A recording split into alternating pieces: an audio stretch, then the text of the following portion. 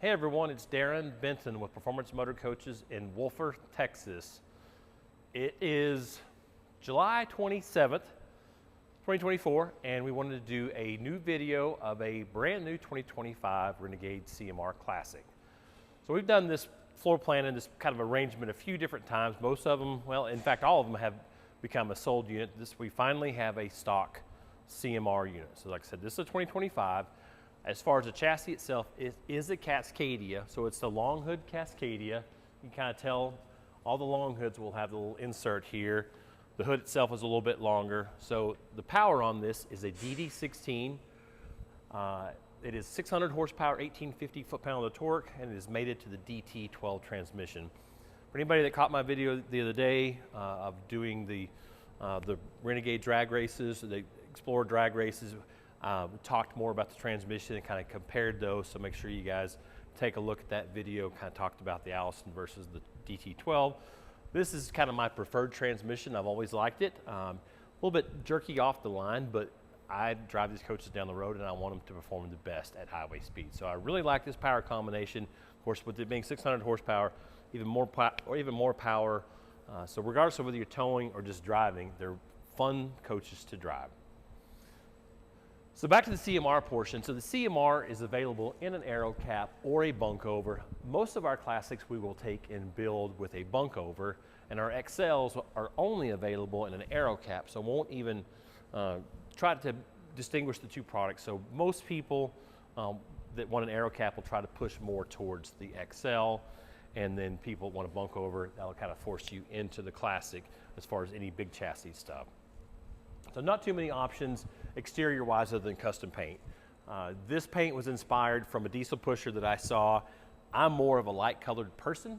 I like whites and off-grays and golds, and so I wanted to basically combine what I've done in the past sometimes, which was silver and gold to kind of get them together. I really love the way it turned out.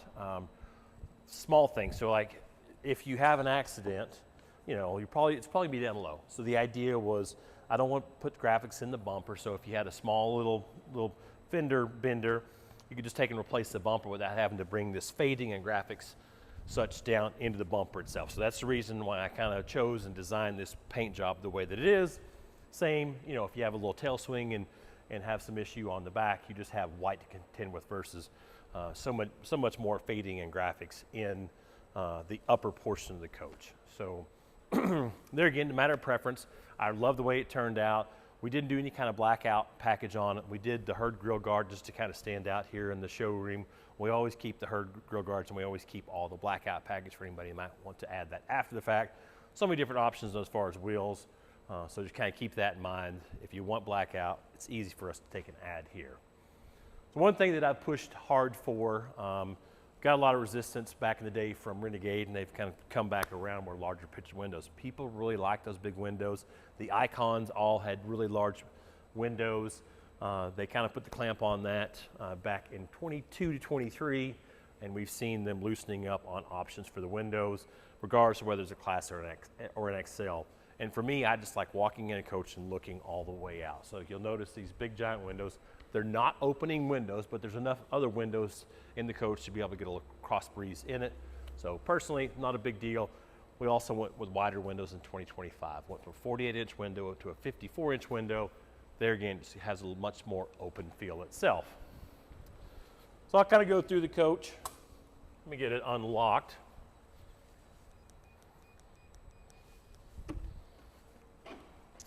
So one thing that typically we've always optioned our coach with Aqua Hot 450. We get some people that say, oh, I go in really cold environments. I need something a little bit more in the way of BTUs. Honestly, I think the 450 does this job all day long, but you know, while we're picking options, we just said the heck with it. Basically option everything up. So this is the Aqua Hot 600. It does have another zone, so it's an independent zone for your wet bay, which not really a big deal, but it does have two electric elements. The single electric element is really not sufficient to heat the coach. It's just more for summertime use, hot water, but the dual electric elements do a good job at keeping the system operational, whereas the single electric element doesn't do too much. So that's kind of the biggest difference between the 450 and the 600. Basically equates to 45,000 BTU versus 60,000. Don't think you'll see too much, but like I said, the big deal, the dual electric element. Takes up a little bit more room within the compartment, but if you want every single box checked, we tried to check every box on this coach. So 23 and newer has what they call the combined storage compartment. So much more room there if you had to have a long ladder, something like that. Schwintek slide mechanism on the left here. They're still doing the Schwintex even on these coaches. You'll have a hydraulic slide on the other side. There's been several changes with the Schwintek in the last, well, probably 6-8 months. So a lot more confident with the Schwintek than previously. Does have the optional lights right here. We did 5 lights down the side, basically 2 on the left, 2 on the right, and 1 on the rear. Just more security lights itself. The really nice 3/4 pass-through right here that goes underneath, slides underneath. Central vac back here. We're doing a video, ma'am. So the central vac right here, extra box of tile there. All the compartments themselves are lined, and there's LED lights within the compartment itself. So the hitch assembly itself is rated at 40,000 pounds, but this assembly right here is only rated at 30,000 pounds. But lots of convertibility within the hitch itself to be able to flat tow. There's adapters to go from the 2.5 to the 2-inch adapter there. Sorry, I broke my train of thought. Anyway, we get back to it, not making any real mistakes. So the glad hands here, we generally cap these off. We haven't capped them off here in the showroom yet, but we'll get that done later on. You do have a camera up top and the bottom. The idea here is if you're backing up to a trailer, not so much flat towing, but if you're towing a trailer, makes it nice to be able to see this right down below. Another thing we pushed from that big camera that would normally be here and there, a little bit smaller camera here. I'm glad that they listened and allowed us to do something aesthetically a little bit nicer looking, not this big honking camera down here. So that's what you'll see in regards to the option for the trailer cam, or the trailer ball cam. I guess hitch cam would be more appropriate. So it does have the optional deluxe lighting here and there. So basically you get additional light up top and then the 4 vertical lights there. The idea is, oh, and you get some lights right here, so additional set. The idea is if you lose any lights on your tote or trailer, you can see additional lights up top, makes it pretty nice, pretty handy. So transfer switch there, does have a 32 or 36? I think it's 36 foot short cord reel, and there's a 50 amp plug inside there. So if you needed a buddy plug or needed to be able to power a stack or anything like that, you can simply plug in there. Anything 41 foot and over in a tandem axle will be upgraded from Renegade from the 8K to the 12.5. A little bit larger generator to operate all 3 air conditioners, the dual electric elements, stuff like that on board. So a little bit tighter here. Underneath, I've always really bragged on their storage compartments and their wet bay themselves. This is a heated bay, so there's a hydronic register within that. And like I hinted earlier, there's a separate zone specifically for this instead of piggybacking off any other zone within the unit. Not too big of a deal. You'll get a little bit of radiant heat. You didn't want that radiant heat inside. With the 600, you don't have any radiant heat because it doesn't piggyback off of any particular zone. It does have the macerator pump, so your switches will all be located within here for your macerator or for your cord reel here. Cord reel, not cord reel, hose reel. Put the end on here, retract it back. And that does have a sea level monitoring, which is pretty handy. So outside, the idea, instead of having to walk inside your coach, you can figure out what's going on with all your waste tanks and your freshwater tank. Like I said, this is a hydraulic slide. They started that a few years ago. We didn't have too many issues with the previous slide setup on this particular side, but you know, wouldn't say it's a good thing or a bad thing. It's just a different thing. So 75-gallon gray, 75-gallon black. Like I said, it does have that flow jet macerator. we went ahead and did the maximum number of lithium batteries here, and then we did additional solar panels with a little bit larger. So it's, instead of the standard 50 amp controller, it's the 100 amp solar controller to accommodate more solar panels up top. Like I said, we wanted to kind of check every single box. With that particular solar controller right there, we could probably do technically up to 6 different panels.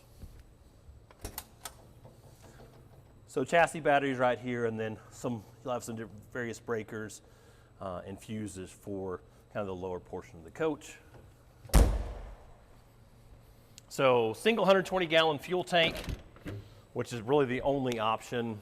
There's been talks about, a customer maybe ordering a unit with a 150 gallon fuel tank that will kind of protrude back into storage. The way that most of the Renegades are set up, I would hate to kind of mess with that, because then you start pushing things to the other side of the coach. To me, 120 gallons is a good amount of fuel to have on board that won't have you stop too often, but you kind of minimize the amount of storage you take and taking up. I don't know if I'm going to recover from my little in the zone. So really nice herd grill guard here. We kind of focused on the X guards in the past. I like the idea of doing the polished stainless, and then we can get this in a powder coat. So whenever we do the powder coated setup, we basically bring those in raw that aren't polished out, and then we'll have our local powder coater do any kind of powder coating, so color or matte black, gloss black. We kind of do anything there in regards to this. And we have several different of these grill guards available. You got higher or lower. There's basically a 200 and a 300 series. What we stock, it will be predominantly the 200, but we'll do some of the 300 as well. The 300's set up a little bit taller for more protection. So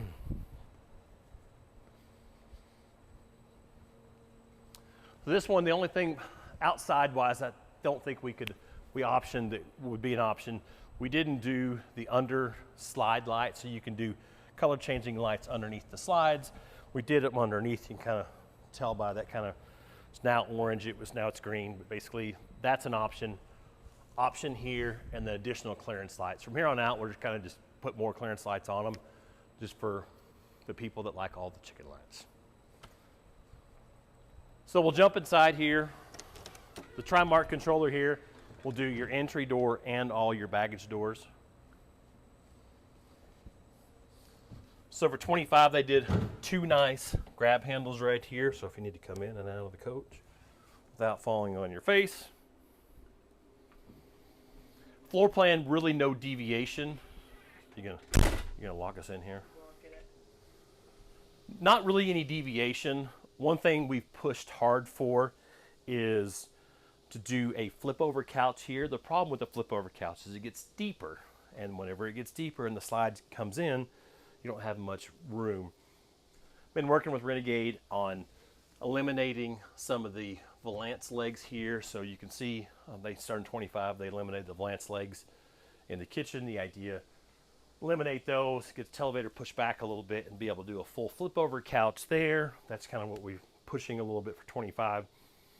And in that, if we could do a flip over couch, if we could do just a simple love seat, or we could take out a little bit of the kitchen and do a longer, so instead of a love seat, do a couch. But most of the people that are buying the CMRs, I find that, they have minimal travelers with them. So, or maybe the husband sleeps up there if they're a heavy snorer sometimes like me.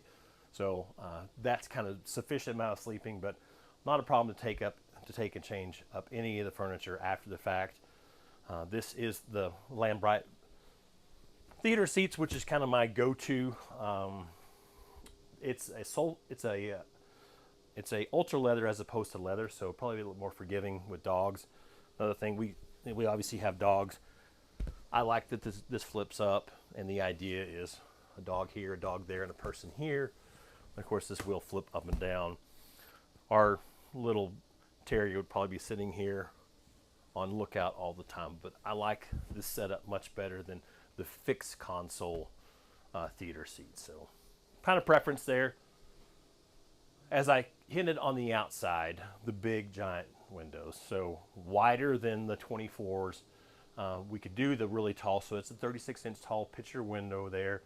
Gives it a nice, really nice open feel. You know, we get a lot of comments back and forth like, well, why aren't the windows over here? Well, we do have a window here. The problem is when you sit this, you know, if you put the windows over here, you sit here, you look out the other side. So everybody's going to have their opinion, and I guess each could be merited, just kind of a matter of opinion. But I like the big windows, and then you do have some of these windows right here. You can get a little cross breeze. In fact, you can hear the fan just, you know, to change the bringing air in. That window opens, and that window opens as well. So we can still get a little cross breeze, but still have the large windows. And technically, it is an option. We could do a tall window like this that does open on the very bottom. But all in all, you know, very happy with the open feel of this. This is a Cape Cod stain. It's very difficult to video and photograph. It's more of a tan tone. Rockport's kind of my other go-to. That's more of a gray tone. A lot of times in photographs, this will look a lot grayer than it really is. So I would say this is a tan tone or a sand type tone. But the nice thing about this is it goes really well gray or tan. There again, bringing all the colors from the outside inside to be able to kind of do gray and tan together. That's kind of what we've seen in the design world is, you know, we've gotten away from straight grays or straight tans, be able to kind of mesh the two together. So this is an option right here. They call it a cab cutout, and people get a little confused, but because they think that it really just involves this. No one really ever takes these out, in my opinion. What you want is the bigger opening here, so it's a little bit wider and it's taller, and then you have this. So normally your opening would be this tall, so getting in and out of the cab, even if you bend down, would be a giant pain.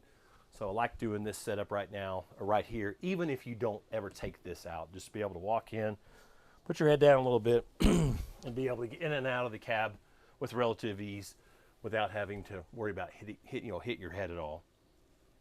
Cab really hadn't changed in essentially 2 years. The dual screens here, so the idea is kind of like a GPS or Apple CarPlay right there. It is a wired CarPlay. No real deviation in the 7-inch Voyager monitor here. We can always take and change up. We could do extra monitors. We could do, you know, we got one coach in the back. We did a big 10-inch Garmin monitor right here that wanted to break some of the cameras off. So we can kind of do whatever person might want after the fact. Much easier for us to do it here at the dealership than relying on the manufacturer to accommodate so many different ideas, so many different opinions. So really like the way they ride and drive, like the Cascadia setup. This is the only cab, with exception for the Western Star 57X, to be able to do this large opening. You can't do it to Kenworth, can't do it Peterbilt, you can't do it to a Volvo. So this is kind of my go-to. I think that the Freightliner is the best priced chassis and the most user-friendly and the best customer service experience as well. So heated tile floors throughout. Like I said, large windows all the way through and through. We have optional drawers here, so if a customer wants any kind of drawers after the fact, we try to keep the drawers here.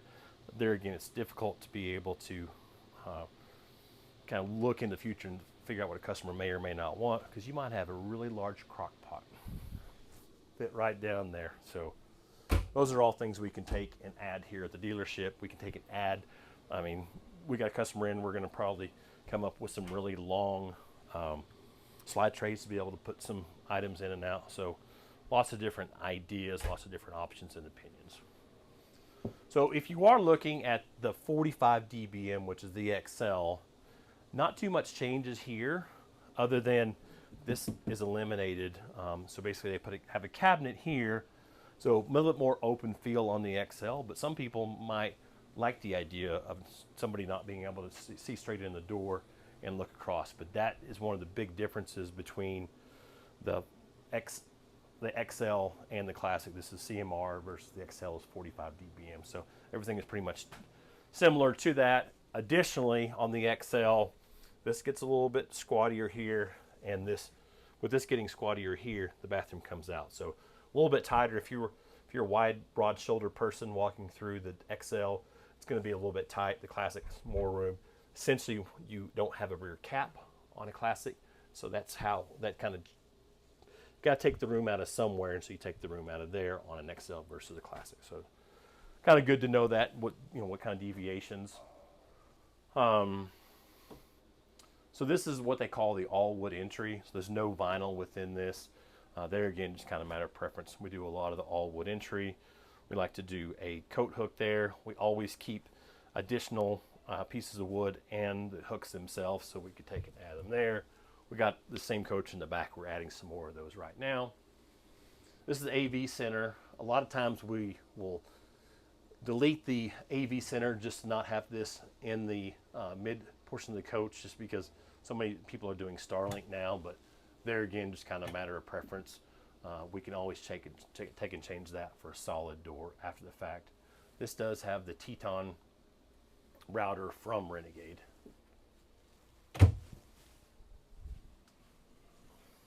You want to take a flip-flop with me? The doors are really large here, so it's kind of hard to see in here.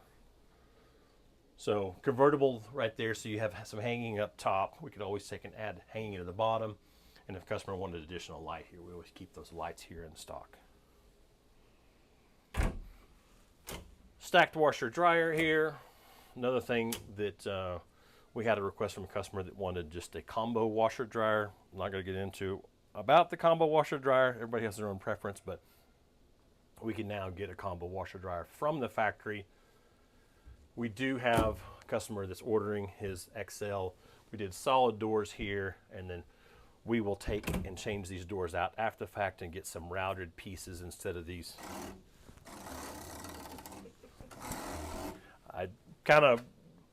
I'm excited to have something that aesthetically looks as nice as this without doing, because they've been doing, the RV industry has been, there's somebody somewhere that is not going to be selling as much of these and he'll be really upset. But he had a good run of these louvered doors.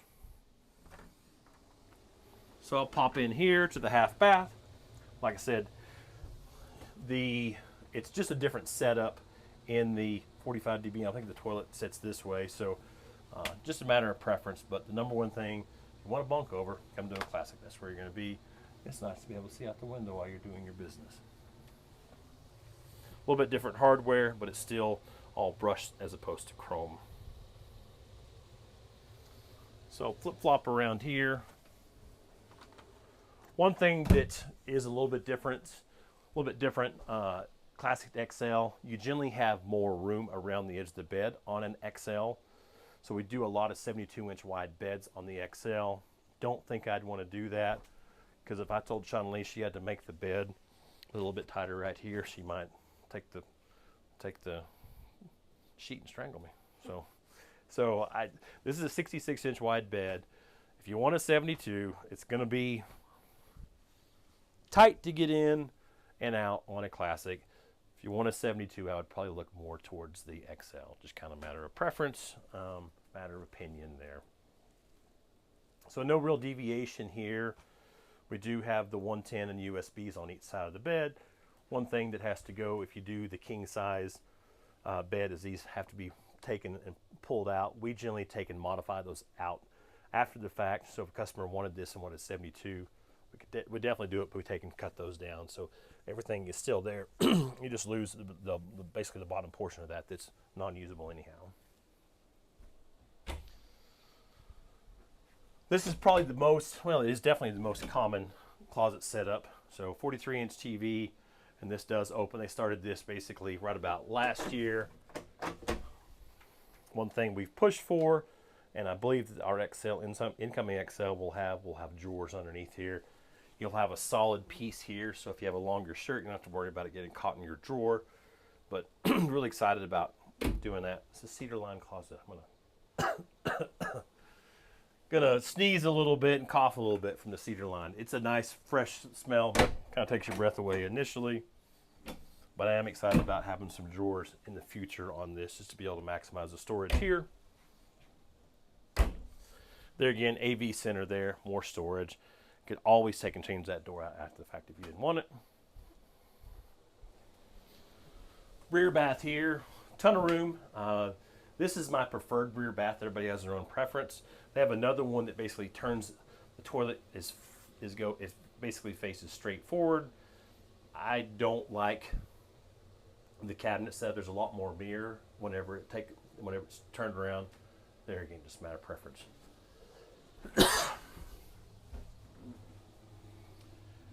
Biggest difference in Classic versus XL shower, I would say the XL is a little bit prettier.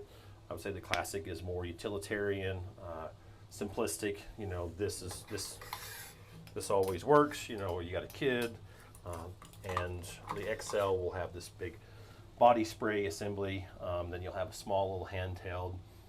They did change them up for 25, so they'll all be solid surface, but they did an opposing wall here on the XLs, and then they do a tile floor on the XLs. Oddly enough, most of our XLs that we've sold, they've eliminated the tile shower floor. Need to slow down a little bit. Tile shower floor, just for ease of cleaning. So kind of keep that in mind. So if you want the fancy shower, you have to buy an XL. So 150 gallons of water below the bed, so 275-gallon water tanks below the bed. We did a little video the other day. I've had some people complain about the water pump. One of the guys in the shop, basically we did some deviation and we put the water pump in the wet bay. We also did a little pressure tank in the wet bay to be able to keep the sound out of here. The nice thing about the sound being in here, you know if it's operating or not. You know if you have a leak. However, some people don't like the sound, so there again, we can kind of do whatever the guy might want to do after the fact. Another thing that I forgot to mention, if you'll notice the lack of fabric on all of the window valances. Something I've pushed, I guess 23, whenever they went from the option for all wood valances to the fabric on the valances. It's the first thing that's going to gather any kind of smell. It's the first thing that's going to go out of style. So I'm glad to have the all wood valances. It just kind of looks more classic. The nice thing, additionally, you don't have to worry about your decor, because most of this stuff goes in a trash bag and goes in your garage, your barn, your attic. You never see this again. So this is the decor. If you do the all wood valances, you don't have to worry about picking a decor anymore. Makes things simpler whenever you go to order it. This was something that changed up a little bit. So instead of like those guys, I don't know if you can see that little. So instead of the little push button, they went with digital. Not really a preference one way or the other. Maybe old school versus new school, a little bit smaller. I think both of them work. So there's a few more options to be able to go through. You can do your slides. There's lots of things you can do on this versus just a set number of buttons previously in the past. They changed these up for 25. So as long as you have internet enabled on board, you can do all remote access, whereas previously they were just Bluetooth. So kind of keep that in mind. Another thing that we kind of push for, you have the servo readings within the Firefly as well. So instead of, previously there was like a small little Victron screen that would freeze up, that would cause lots of problems. You could basically check everything out here. You don't change anything, but you can figure out what's going in the way of power with your inverters and your solar and everything like that, all within this versus having to do a kind of remote login app or anything like that. So trying to think if there's anything that I really missed. I think 23 and beyond, we pretty much did all of the, it's an option, basically did all these in place. Normally, you just have these plastic pieces here, and to me it kind of looks a little travel trailer, so kind of classes up the ceiling a little bit. They do have an option for like a nice little, like a wooden piece, decor piece that goes in here. There again, not my cup of tea. The XLs will come standard with a really intricate trim piece and a little bit different AC covers as well in your, basically all the areas there for all three ACs. To me, this is a nice look that's not kind of over the top, but I don't need anything in the middle of it. Don't need any kind of flashing lights. Simplistic. Same deal for the countertops. It's an option to do the backlit countertops. I just feel like the backlit countertops reminds me of a gentleman's club or a conversion van from whenever I was a kid. So I just like the classic style of a regular countertop, and I don't need any backlit to it. But sorry if I offend anybody, but that's just kind of my go-to, and so I generally won't bring the backlit countertops in. Just seems to be a little bit classier looking. Trying to think of anything else that I might have missed. I apologize for kind of deviating a little bit. I was caught in the middle by some customers walking in to walk inside the coach when we were doing a video, so haven't quite caught up, but hopefully I gave a lot of information about this coach and also XLs, kind of the difference between these two. We do have a stock XL that's coming in that's a 45 dBm. We will be in Indiana at the end of the week to kind of receive that, but I don't know if I'll make it back here to do a side-by-side. I might try to schedule a quick trip home to be able to do side-by-side comparison of both those units. Obviously, I want both of them to sell, but if they don't sell in a week or so, I might be able to get down and do a side-by-side comparison, talk coach to coach, maybe bring some of the shop guys in and talk about some of the differences in their preferences as well. But always appreciate you guys watching these videos. That's where most of our business comes from. It's a crazy Monday morning around here. Lots of stuff going on with the service. Lots of units are going out. We're rolling out our 2025s. We sold a few of those. Really appreciate the customers that have entrusted us with their 2025 units. Tried to hold off from the 24s. I always like to have the newest, latest, greatest. Oddly enough, we sold a coach to a customer last week. He thought he was going to get a great deal on a 24, and here's the deal. I'll give you just as good of a deal on a 25, brand new with more stuff, more items than a 24. So don't fall into that. I take everything a little bit too personal, so I feel like it's my job to get you a really good deal on a coach and try to help you get the best bang for your buck. Try not to push what I consider old age unit on you. So I'm very careful about bringing units in much beyond about March or April, because I want you to have the newest, latest, greatest whenever possible. So if you're out there shopping, let us know. I'll be happy to try to compete with any 24 stock that's out there, and I believe give you a much better customer service experience. Everybody that comes to the dealership here loves what goes on. We try to get you fed. We try to put you up for a night or two here at the dealership. It is a valued experience. We got a great group of people here. You are valued here at the dealership. We want you to be happy, and here's the deal. You get in touch with me, you got my cell phone number. I try to make sure you have everything you need, whether it's from the factory or from the dealership here. So that's something that you generally don't find from most other dealerships out there. Appreciate you guys watching me and let me ramble on a little bit. This unit is on our website. It's pmcrv.com. Looking forward to our first 2025 XL DBM. We'll try to do a video of it maybe on Friday or Monday. Just come check us out. Like, tag, and subscribe.